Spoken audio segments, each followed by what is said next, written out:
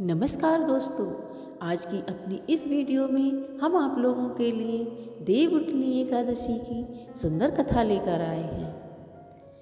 कहते हैं कि पूरे 4 माह के बाद श्री हरि विष्णु देवउठनी एकादशी के दिन अपनी योग निद्रा से जागते हैं। क्षीर सागर में 4 माह से भगवान विष्णु सोए हुए थे, जो देवउठनी एकादशी के दिन ही अपनी निद्रा से बाहर आएंगे। तो चलिए अब हम अपनी कथा शुरू करते हैं। एक समय की बात है, एक राजा था। उसके राज्य में उसकी प्रजा बहुत ही खुशहाल जीवन व्यतीत कर रही थी। कोई भी गरीब या भूखा उसके राज्य में नहीं रहता था।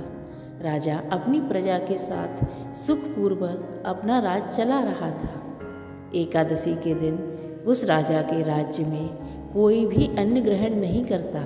राजा खुद भी फलाहार करता और उसकी प्रजा भी एकादशी का व्रत रखा करती थी। यहाँ तक कि एकादशी के दिन उस राज्य में कोई भी अन्न नहीं बेचता था। यह सब देखकर भगवान श्री हरि विष्णु ने सोचा, क्यों ना राजा की परीक्षा ली जाए। ऐसा सोचकर भगवान एक सुंदर स्त्री का रूप धारण करके एक पेड़ के नीचे बैठ गए। जब राजा की सवारी वहाँ से निकली और उन्होंने उस सुंदर स्त्री को वहाँ बैठे देखा, तो उस स्त्री से पूछा कि तुम यहाँ क्यों बैठी हो और क्यों दुखी हो। तब वह स्त्री बोली कि मेरा कोई सहारा नहीं है, मैं बेसहारा हूँ, इसलिए यहाँ पेड़ के नीचे बैठी हूँ।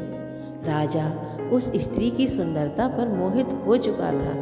राजा बोला कि तुम मेरे साथ चलो और मेरी रानी बनकर मेरे राजमहल में रहना।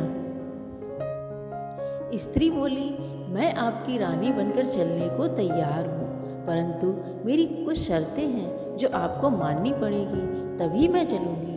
राजा इतना मोहित था उसकी सुंदरता पे, वो उसकी सारी शर्तें मानने को तैयार हो गया। स्त्री ने कहा कि मैं जो भी बनाऊंगी वो आपको खाना पड़ेगा और आपके पूरे राज्य पर सिर्फ मेरा अधिकार होगा। मैं जो कहूँगी पूरा राज्य वही कार्य करेगा। राजा ने उस स्त्री की सारी बातें मान ली और उस स्त्री को रानी बनाकर अपने घर ले आया और विधिपूर्वक विवाह कर लिया। कुछ समय व्यतीत हुआ, फिर कार्तिक माह में शुक्ल पक्ष को देवउठनी एकादशी का दिन आया। तब रानी ने उस दिन खाने में मांसाहार बनवाया और राज्य में आदेश कर दिया कि आज भी राज्य में पुराने दिनों की तरह फिर से अन्न बिकेगा। राजा को खाने के लिए बुलाया गया। तब राजा यह सब देखकर बहुत दुखी हुआ। उसने कहा कि आज तो मेरा एकादशी का व्रत है, आज मैं ये सब नहीं खाऊंगा, सिर्फ फलाहार करूंगा। तब रानी ने अपनी शर्त राजा को याद दिलाई और कहा कि तुम्हें अपनी शर्त के अनुसार ये सब खाना ही पड़ेगा, नहीं तो बड़े राजकुमार का सिर कटवा दूंगी। राजा बहुत दुखी था।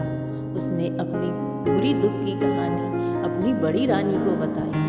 तब रानी रोने लगी और बोली, महाराज, धर्म एक बार चला गया तो फिर नहीं आएगा। आप बड़े राजकुमार का सिर कटवा दीजिए, राजकुमार फिर से मिल जाएगा। परंतु धर्म अगर गया तो फिर नहीं मिलेगा। तभी वहाँ राजकुमार आ गया और अपने माता पिता को रोता और दुखी देखकर रोने का कारण पूछा। तब राजा और रानी ने बड़े राजकुमार को सारी बातें बता दी। बातें सुनकर राजकुमार अपना सिर कटवाने को तैयार हो गया। तभी उस स्त्री का रूप त्याग कर भगवान श्री हरि विष्णु अपने रूप में प्रकट हो गए और राजा से बोले, हे राजा, तुम अपनी इस परीक्षा में उत्तीर्ण हुए हो, मांगो, क्या वर मांगते हो। तब राजा ने कहा कि प्रभु, मुझे मोक्ष चाहिए। उसी समय एक उड़न खटोला पृथ्वी पर आया। राजा अपना सारो राजपाट बड़े राजकुमार को सौंपकर उस उड़न खटोले में बैठकर परलोक धाम को सिधार गया। जय हो भगवान विष्णु, जय हो श्री हरि विष्णु। दोस्तों, प्राचीन कथाओं के अनुसार देवउठनी एकादशी का व्रत बहुत ही फलदायी होता है। इस दिन तुलसी विवाह करने का प्रचलन भी है। सबसे पहले सुबह नहा धोकर तुलसी मैया पे कच्चा दूध डालकर जल चढ़ाएं। शाम को उन्हें चुनरी उड़ाएं, उनका श्रृंगार करें और शालिग्राम जी से उनका विवाह किया जाता है। कहते हैं शालिग्राम जी भगवान विष्णु का ही प्रतिरूप है। रोज़ शाम को तुलसी जी की आरती करनी चाहिए।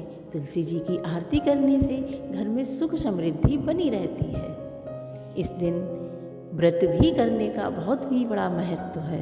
कहते हैं कि इस दिन रात जगानी चाहिए।